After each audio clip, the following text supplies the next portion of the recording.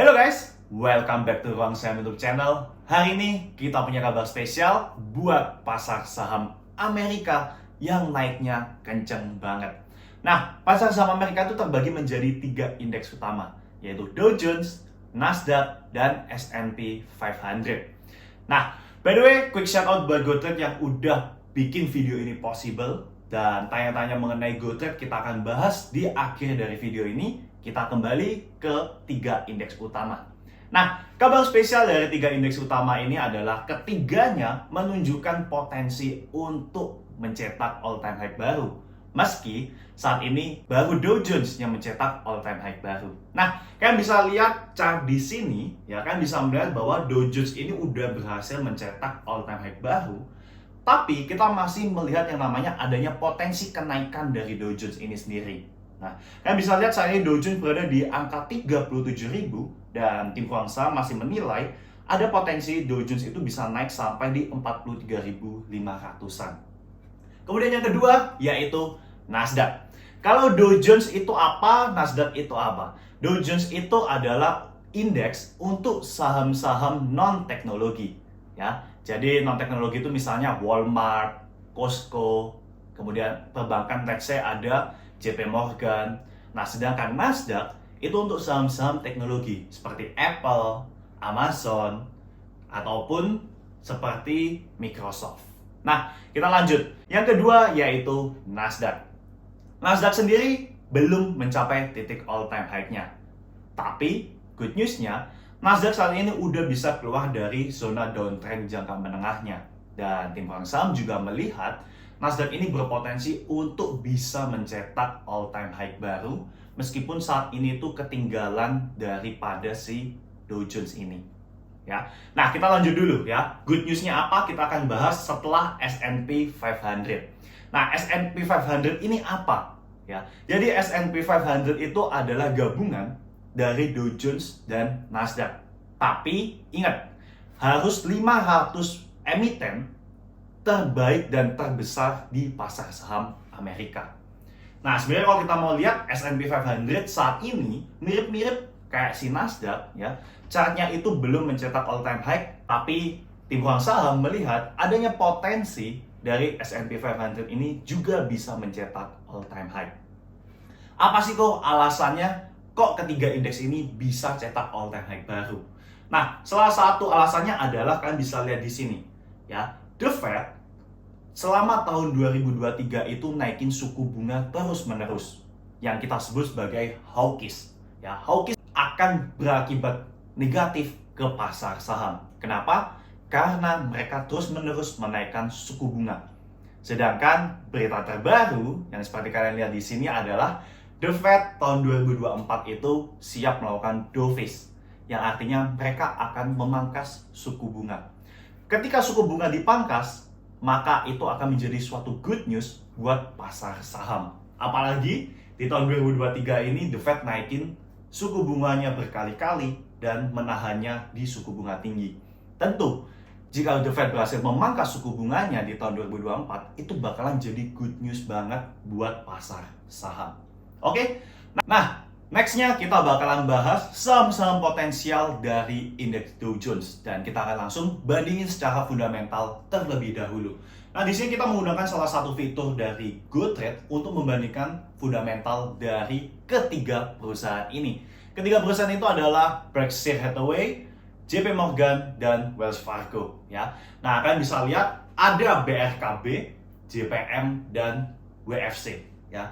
Di sini kita menggunakan JP Morgan sebagai salah satu pembanding karena kita bisa lihat JP Morgan itu merupakan salah satu saham yang punya bobot yang cukup kuat terhadap Dow Jones. Tapi sebenarnya Berkshire Hathaway, kalau kalian lihat di perbandingan, market cap-nya juga besar banget, ya. Tapi di satu sisi kita bisa melihat bahwa secara price to earning ratio, ya, di sini Berkshire Hathaway dan Wells Fargo bisa mengalahkan si JP Morgan ini. Nah, PER atau price to earning ratio itu apa sih? Nah, PER ini adalah suatu rasio yang digunakan untuk menilai seberapa bagus kemampuan perusahaan itu bisa mencetak laba bersih. Ya, jadi PER yang semakin tinggi akan semakin baik. Nah, kita bandingkan yang kedua yaitu PBV, Price to Book Value.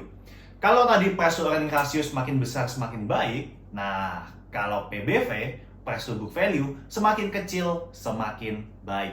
Dan kalian bisa lihat dari Berkshire Hathaway, JP Morgan, Wells Fargo, di sini WFC menjadi salah satu saham dengan PBV yang tergolong rendah. Diikutin oleh Berkshire Hathaway dan terakhir JP Morgan. Nah, di sini sebenarnya kita memang menunjukkan bahwa Berkshire Hathaway dan Wells Fargo ini merupakan salah satu emiten yang PBV-nya cukup rendah, ya. Dan JP Morgan ini cuma sebagai salah satu pembandingnya. Tapi alasan kita memberikan Berkshire Hathaway dan Wells Fargo adalah di satu sisi Berkshire Hathaway ini merupakan salah satu emiten yang kita bisa bilang tuh blue chip banget, ya. Dia cukup stabil, pergerakannya juga bertahap, pelan-pelan. Nah, sedangkan Wells Fargo atau WFC ini dia itu lebih ke second line-nya, guys. Ya, kalau kalian tadi perhatikan secara market cap, ya, antara Berkshire Hathaway dengan WFC ini tuh cukup jauh, ya. Jadi pasti volatilitas di marketnya itu juga berbeda. Oke, kita bahas di analisa teknikal dari Berkshire Hathaway. Nah, teman-teman bisa lihat di chart ya, buat kalian yang nggak tahu Berkshire Hathaway ini perusahaan siapa ya, BRKB ini adalah salah satu perusahaan milik Warren Buffett. Dan kalian bisa lihat di chart ini ya, kita menggambarkan satu garis turun terlebih dahulu, yang dimana kita melihat adanya potensi kemungkinan bahwa Berkshire Hathaway ini bakalan turun ke area supportnya terlebih dahulu di gambar kotak. Nah, di sini kalau kita perhatikan, ini akan menjadi salah satu momentum untuk entry yang cukup baik posisinya. Dan terdekat resisten atau target yang bisa dituju oleh BRKB ini adalah di zona 371, yang dimana ini pernah menjadi area resistennya. Tapi melihat indeks dari Dow Jones yang begitu kuat, ya, kita juga memprediksi bahwa si Berkshire Hathaway ini bisa naik hingga harga 400. Kemudian yang kedua untuk WFC, ya. Nah, jadi perbedaannya kalau Berkshire Hathaway itu benarnya dia adalah perusahaan investasi, ya. WFC ini adalah perusahaan keuangan. Oke, sama-sama di bidang keuangan, cuma di Berkshire Hathaway ini dia lebih fokusnya di investasi, WFC ini lebih ke perbankan. Oke, kita akan langsung masuk di chart dari WFC.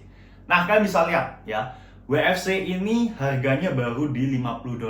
Kalau tadi Berkshire Hathaway di $300 buat satu sahamnya.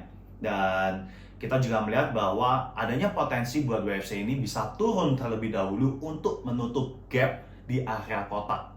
Nah, di sini jika memang WFC ini sempat turun, maka teman-teman bisa gunakan kesempatan itu buat entry. Dan kita masih melihat bahwa kenaikan dari WFC ini berpotensi untuk bisa mencapai $60. Nah, jadi itulah dua emiten yang menurut kita cukup berpotensi, ya, baik dari fundamental ataupun baik dari segi teknikal untuk saham-saham yang berada di indeks Dow Jones. Nah, selanjutnya kita bakalan masuk di saham teknologi yang otomatis indeksnya adalah Nasdaq. Nah, di Nasdaq, tim Fokus Saham baru melihat ada satu emiten yang cukup berpotensi buat naik dan punya risiko yang cukup aman, yaitu Amazon. Nah, kenapa kalau kita pilih Amazon? Kalian bisa lihat di sini ya. Jadi kenapa alasan kita pilih Amazon itu adalah di bulan November kemarin, Amazon itu berhasil mencetak penjualan terbanyak ya sepanjang sejarah dari perusahaan Amazon ini pada Thanksgiving dan Black Friday di event Amerika ya. Belum ini mau tahun baru, guys. Belum ada Natalan ya. Nah, di sini kita melihat kinerja dari Amazon pasti akan turn around dan tentunya bisa menjadi good news di tahun 2024. Oke. Nah, kita langsung masuk di chart. Nah, kalian bisa lihat di sini chart dari Amazon ya. Kita melihat bahwa Amazon ini berpotensi untuk bisa turun dulu dari 152 ke 146. Yang dimana 146 itu merupakan titik support dari si Amazon ini. Nah, dengan indeks Nasdaq yang begitu kuat dan penjualan mereka yang baru saja fantastis, kita melihat bahwa ya Amazon ini berpotensi untuk bisa naik mencapai harga $170. ya. Nah, di sini kita juga masih melihat Amazon ini berada dalam satu fase uptrend yang sangat kuat. Nah, setelah kalian mempelajari prospek dan potensi dari saham-saham Amerika, kalian bisa beli di mana? Kalian bisa beli di aplikasi GoTrade Indonesia untuk membeli saham-saham yang sudah kita bahas tadi. Dan tentu saja, kalian bisa membeli perusahaan multinasional dengan pertumbuhan yang pesat hanya dengan Rp15.000. Selain itu, GoTrade juga menyediakan banyak sekali fitur untuk membantu analisa kalian. Seperti yang saya tadi gunakan, dari membandingkan kinerja hingga melihat kinerja keuangan suatu perusahaan. Selain itu, di aplikasi GoTrade, mereka juga menyediakan salah satu fitur rekomendasi analis yang merupakan salah satu third parties dari data-data dari analis-analis seperti JP Morgan hingga UBS. Nah, buat teman-teman yang masih punya pertanyaan atau ingin tahu lebih lanjut, kalian bisa langsung cek di description box di bawah video ini. Thank you for watching. See you on the next video.